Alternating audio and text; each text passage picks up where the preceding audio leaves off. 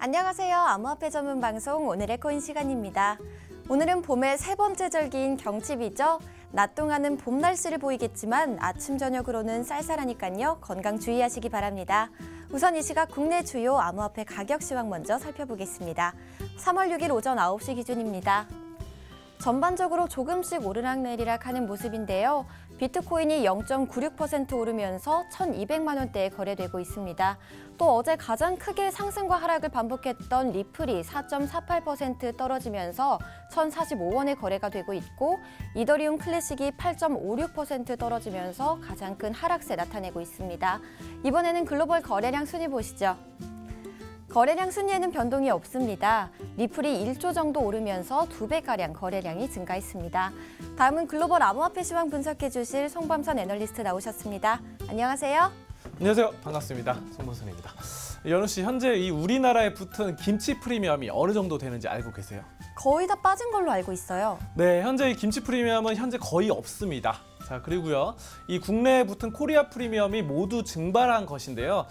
코인데스크 이 데이터에 따르면은 2월 평균 1일 거래량이 82억 달러로 이 11월 47억 달러보다 약 80%나 증가를 했습니다. 네. 이렇게 거래량은 증가했는데 코리아 프리미엄이 모두 사라진 게 되는 거죠. 차트에서 볼 수 있다시피 비트코인 선물이 나왔을 때 이 12월에 이제 50% 넘게 치솟았죠. 이렇게 높게 올랐습니다. 그러다가 현재 이 2%대로 급격히 하락을 했습니다. 네. 심지어 이 2월에는 역프리미엄 현상까지 나타나면서 바로 이때입니다. 엄청나게 떨어졌을 때 해외 시장이 우리나라보다 더 가격이 높았어요. 네. 해외 시장에 프리미엄이 붙은 거죠. 자, 그리고 이더리움과 바로 라이트코인 상황도 마찬가지입니다. 12월에 이렇게 오르다가 현재 둘 다 많이 떨어져서 2%에서 3%대 프리미엄을 유지하고 있습니다. 이것을 두고 해외 언론에서는 정상화가 됐다, 평균적으로 돌아왔다, 뭐 이런 거죠. 네. 이런 표현을 하고 있고요. 그도 그럴 것이 이제 작년 12월에 이 김치 프리미엄으로 인해서 코인 마켓캡에서 글로벌 평균 가격 산출 시에 한국을 일시적으로 제외하기도 했어요. 자, 그런 것도 보시면 되겠고, 해외 언론은 이런 변화를 시장이 긍정적으로 변하는 신호를 받아들이고 있습니다. 자, 투기적인 부분이 사라지고 좀 정상화되고 평균화되는 그런 단계로 보고 있는 것이죠. 그래서 국내 시장이 또 어떻게 변화할지는 예측이 어려운 상황이라서 이 부분은 또 자꾸 두고 봐야 될 일이 아닌가 싶습니다. 네. 자, 그럼 이제 가격적인 부분 차트 보면서 얘기 나눠보도록 하겠습니다. 네, 또 어떤 상황들이 있었는지 자세하게 설명 부탁드릴게요. 네, 대부분의 암호화폐들은 별로 안 좋았어요. 하지만 비트코인 같은 경우는 이와 같이 지금 강세를 유지하면서 추세 상승, 어제 아침부터 계속해서 상승 흐름을 유지하고 있는 것으로 나타나고요. 그리고 대부분은 약보합을 보였다, 이렇게 보시면 되고, 리플 보겠습니다. 리플이 가장 좀 재밌게 변동성이 심했는데 어제 오후까지는 굉장히 급격히 상승을 했습니다. 맞아요. 사실상 오후까지 어제 시세를 보니까 10% 넘게도 상승을 했었거든요. 네. 자, 그러다가 빠지기 시작해서 이 피로감, 항상 이 급등이 나오면은 산이 높으면 또 골이 깊다고 이렇게 빠지는 경향이 있습니다. 이래서 보시면 되고, 여기서 이제 중요한 것은 이동평균선이 50시간 이동평균선을 지켰다라는 부분 때문에 추세는 아직 살아있는 것으로 분석이 되지고요. 일단은 중국을 좀 내다봐야 될 것 같습니다. 이 중국이 지금 미국의 관세 폭탄이 이뤄지고 있기 때문에 중국에서 좀 비트코인이나 등등 암호화폐가 문제가 되고 있는데, 일단은 중국의 전기 생산량으로 이 알루미늄이나 바로 비트코인 등등을 바로 생산하게 됩니다. 이 채굴 이런 것들을 하게 되죠. 근데 이것 때문에 무역 전쟁이 발생했어요. 그러면서 최근에 미국 트럼프 정부에서 우리나라에도 철강 이쪽으로 관세를 매기고 세금을 많이 매겨서 하죠. 그런 것처럼 중국에서 알루미늄 쪽으로 상당히 좀 여파가 있는데, 알루미늄에 세금을 매기게 되면 이 알루미늄과 비트코인이 가격 상관관계가 있다라는 분석 결과가 나오고 있습니다. 그래서 이런 것들이 워싱턴 포스트라 등등에서 나오고 있는데, 알루미늄에 좀 부담스럽게 되면 비트코인의 가격이 떨어질 수 있다라는 분석이 제기되고 있습니다. 이런 것들 좀 참고하시면 좋을 것 같고요. 지금 다만 중국에서 좀 호재도 있습니다. 호재 같은 경우는 양회가 있었어요. 양회에서 바이두나 텐센트 등등은 암호화폐에 대해서 긍정적으로, 블록체인에 대해서 긍정적으로 평가를 했습니다. 자, 그리고 일본에서도 좋아요. 지금 일본에서 얼마 전에 코인체크 해킹 사건 등등으로 상당히 문제가 됐었는데 그렇죠. 지금 뭐 그 사태 이후로 거래량에 큰 변화가 없다는 소식입니다. 그래서 사실 뭐 그런 것들로 좀 많이 일본이 주춤하지 않을까 걱정은 있었지만 여전히 건재하고 잘 살아있다. 일본 뭐 시장의 전반적인 저하로 이어지지 않을 것이다라는 전망들이 나오고 있어서 상당히 좀 긍정적으로 보시면 되겠습니다.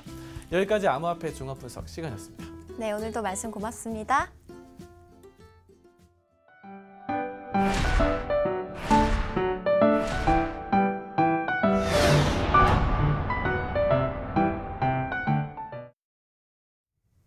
오늘의 코인 날씨입니다. 오늘은 맑은 소식 2개와 흐린 소식 1가 준비되어 있습니다. 흐린 소식부터 보시죠.